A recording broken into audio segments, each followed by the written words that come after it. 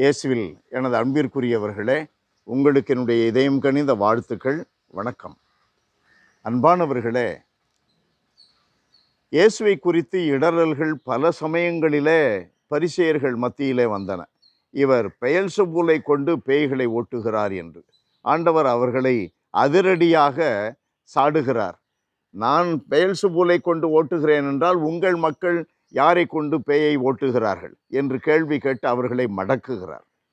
அன்பானவர்களே, இந்த பேய் ஓட்டுகின்ற அல்லது தீய குணங்களை வெளியேற்றுகின்ற ஒரு சூழலிலே நாம் என்ன மனதில் கொள்ள வேண்டும் என்பதை இயேசு மிக வலியுறுத்தலாக நமக்கு சொல்லிக் கொடுக்கிறார். ஆண்டவருடைய வார்த்தைகளிலே நாம் பார்த்தால், அவரை விட மிகுந்த வலிமை உடையவர் ஒருவர் வந்து அவரை வென்றால் அவர் நம்பியிருந்த எல்லா படைக்கலங்களையும் பறித்து கொண்டு கொள்ளை பொருளையும் பங்கிடுவார். லூக்கா நற்செய்தி 11வது அதிகாரம் 22. தீயவனை விட, நம்மிலே இருக்கிற தீமைகளை விட வலியவன் ஒருவன் வர வேண்டும். அது யார்? தூய ஆவியானவர். தூய ஆவியானவர் வரும்பொழுது வன்முறைகள் மறைந்து போகின்றன, பொறாமைகள் மறைந்து போகின்றன, ஏமாற்று கொள்ளையடிக்கின்ற புத்தி மறைந்து போகிறது, விபச்சார புத்தி மறைந்து போகிறது. எல்லாம் சென்றுவிட்டு அதற்கு மாறாக அமைதி, மகிழ்ச்சி, அன்பு, நன்னயம், பரிவு, தூய ஆவியானவருடைய படைக்கலம் அது. தூய ஆவியானவருடைய அணிகலன்கள், கொடைகள், வரங்கள். அன்பானவர்களே, இவைகள் வரும்பொழுது தீமைகள் தானாக ஓடுகின்றன. தீமைகளின் தலைவன் பெயல்செபூல், அதனுடைய கூலி ஆட்கள், அதனுடைய தீய மனிதர்கள், தீய சாத்தான், குட்டி பேய்கள் எல்லாம் ஓடுகின்றன.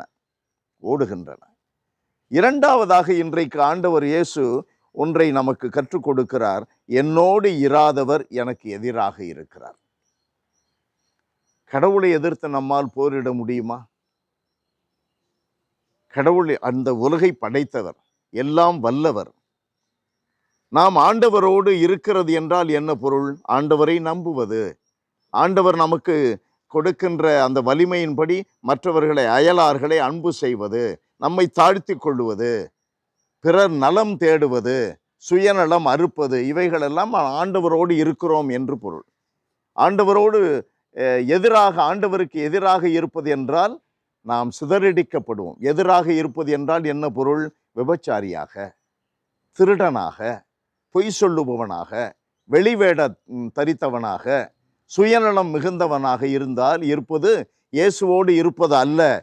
என்னோடு இராதவர், இவைகளெல்லாம் ஆண்டவரோடு இராதபடி நம்மை தாக்குகின்ற படைக்கலங்கள்.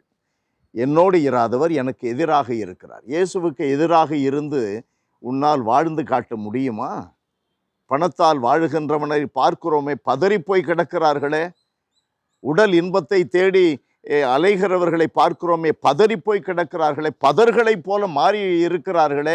இன்றைக்கு வரலாறு, நேற்றைக்கு வரலாறு, நாளைக்கும் அதுதான் தொடருகின்ற வரலாறு. அன்பு நிறைந்த எங்கள் ஆண்டவரே, உம்மை துதித்து போற்றுகிறோம், தாழ்மையோடு ஆராதிக்கிறோம். உம்மோடு இருப்பதற்கு நீர் வாசலை எப்பொழுதும் இரவும் பகலும் திறந்து வைத்திருக்கிறீரே, அதற்காக நன்றி செலுத்துகிறோம். பாவிகளும் பலவீனர்களுமாக இருக்கிற நாங்கள், ஆண்டவரே, இயேசுவாக இருக்கிற, மெசியாவாக இருக்கிற உம்முடைய திருமகன் கிறிஸ்துவுக்கு எதிராக நாங்கள் இல்லாதபடி அன்பை அணிந்து கொள்ள, மகிழ்ச்சியை அணிந்து கொள்ள, நம்பிக்கையை அணிந்து கொள்ள, இவ்வாறு இயேசுவோடு நாங்கள் என்றும் இணைந்திருக்க எங்களுக்கு வாழ்வை தருகிறீரே, வாசலை திறக்கிறீரே, எங்களை ஒவ்வொரு நாளும் வழி நடத்துகிறீரே, அதற்காக நன்றி செலுத்துகிறோம். வலியவராகிய உமது தூய ஆவியினால் எங்களை காத்திரணும், வழிநடத்திரணும்.